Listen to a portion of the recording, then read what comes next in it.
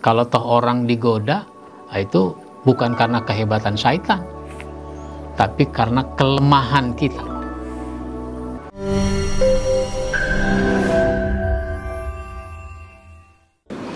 Assalamualaikum warahmatullahi wabarakatuh. Alhamdulillah alladzi arsala rasulahu bil huda wa dinil haq liyuzhirahu 'alad dini kullihi walau karihal kafirun. Asyhadu an la ilaha illallah wahdahu la syarikalah wa asyhadu anna Muhammadan abduhu wa rasuluh la nabiyya ba'da. Amma ba'd. Para pemirsa, saudara kaum muslimin dimanapun Anda berada, pada kesempatan ini kita lanjutkan bahasan kita tentang keutamaan bertawakal kepada Allah Subhanahu wa Ta'ala. Yang pertama, dapat membuktikan keimanan yang benar. Yang kedua, memperoleh rizki. Yang ketiga, memperoleh kecukupan dari apa yang dibutuhkan. Sekarang yang keempat, yaitu tidak dikuasai syaitan, tidak dikendalikan oleh syaitan. Jadi sebenarnya syaitan itu tidak kuat, tapi kita yang kuat. Seharusnya begitu. Syaitan itu tidak kuat. Dia sendiri yang bilang bahwa dia tidak kuat. Kalau toh orang digoda, itu bukan karena kehebatan syaitan, tapi karena kelemahan kita. Oleh karenanya di dalam surat An-Nahl ayat 99, surat 16 ayat 99, Allah berfirman, innahu laisalahu sultanun 'alal ladzina amanu wa 'ala rabbihim yatawakkalun. Sungguh syaitan itu tidak berkuasa, tidak berpengaruh terhadap orang-orang yang beriman dan bertawakal kepada Tuhannya. Jadi orang kuat di hadapan syaitan itu adalah orang yang beriman. Kuat dia di hadapan syaitan. Syaitan jadi lemah di hadapan orang yang beriman kalau imannya benar. Dan untuk membuktikan kebenaran iman, orang harus tawakal. Jadi kalau orang tawakal, ini sulit digoda oleh syaitan. Maka sekalian kita bahas yang kelima, yaitu menghargai usaha yang dilakukan. Orang kalau bertawakal kepada Allah, dia menghargai apa yang dia lakukan sendiri. Orang tidak bertawakal, jangankan menghargai orang lain, usaha sendiri aja dia tidak hargai. Misalnya begini, orang ingin dapat uang satu hari 500.000 misalnya. Berbagai cara dilakukan orang untuk mendapatkan uang 500.000 itu. Ada yang jadi tukang ojek, ada yang jadi sopir taksi, taksi online, ada yang dagang, ada macam-macam yang dilakukan orang. Nah, ketika ingin dapat 500, ternyata dapatnya 200. Dapatnya 200. Orang kalau bertawakal kepada Allah, dia tetap mengucapkan alhamdulillah. Dia puji Allah. Alhamdulillah. Meskipun ingin dapat 500, kalau ternyata 200 nggak apa-apa. Mudah-mudahan berkah yang 200 ini, sehingga mencukupi apa yang menjadi keperluannya, apa yang menjadi kebutuhannya. Nah, itu begitu. Sehingga dia menghargai sendiri usahanya. Tapi kalau dia tidak bertawakal, dia tidak menghargai usahanya sendiri, apa dia bilang? Ya, percuma saja saya ngojek, percuma saja saya dagang, percuma saja saya. Itu pengennya dapat 500, kalau cuma dapat 200. Nah, disitulah dia jadi orang lemah nanti di hadapan syaitan. Dia telah membuka hatinya untuk syaitan masuk dan membisikkan kejahatan.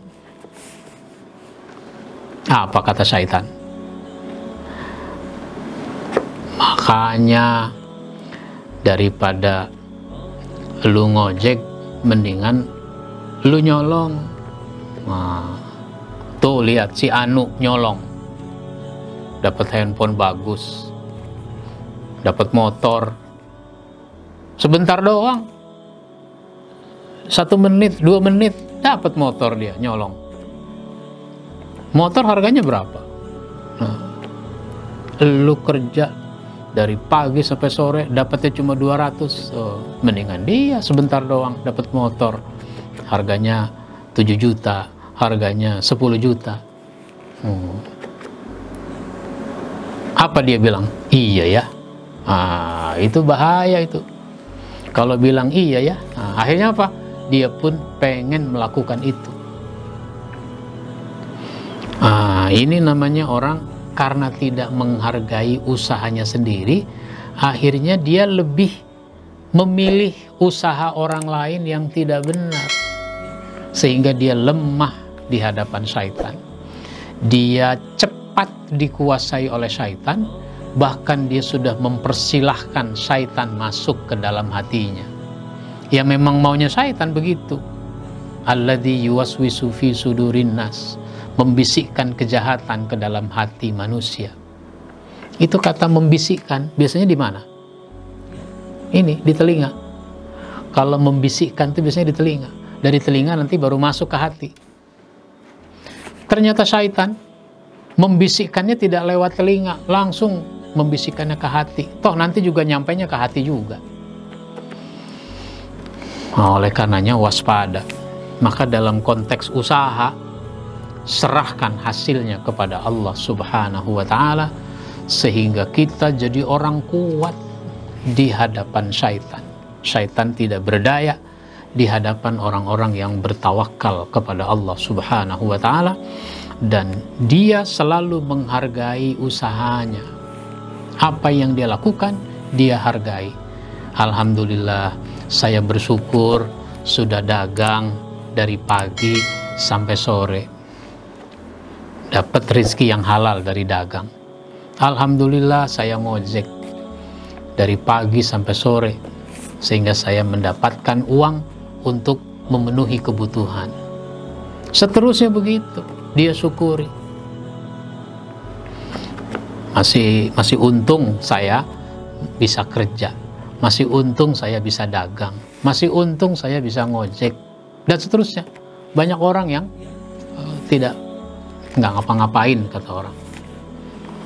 Bahkan dia bingung sendiri mau melakukan apa. Alhamdulillah, saya masih bisa mencari rezeki. Nah, itu namanya dia menghargai usahanya sendiri. Ini sesuatu yang sangat penting. Itu sebabnya Rasulullah Sallallahu Alaihi Wasallam menghargai siapa saja yang melakukan kebaikan, menghargai siapa saja yang berusaha mencari rezeki meskipun dengan kerja keras. Ya, misalnya suatu ketika Rasulullah berjumpa dengan seorang sahabat namanya Sa'ad bin Mu'az.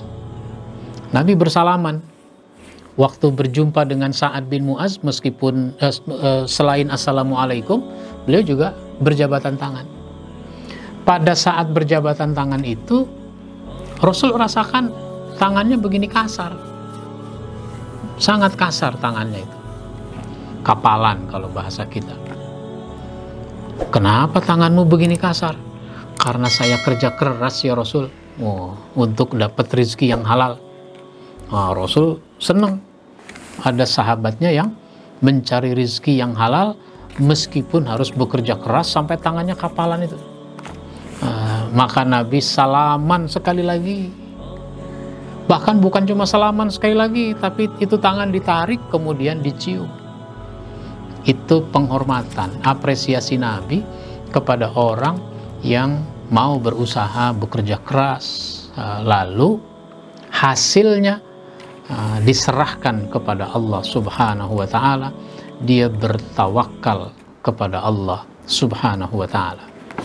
Mudah-mudahan kita juga menjadi orang-orang yang selalu bertawakal kepadanya. Amin ya rabbal alamin. Insyaallah kita sambung pada kesempatan berikutnya. Wabillahi taufiq wal hidayah. Wassalamualaikum warahmatullahi wabarakatuh.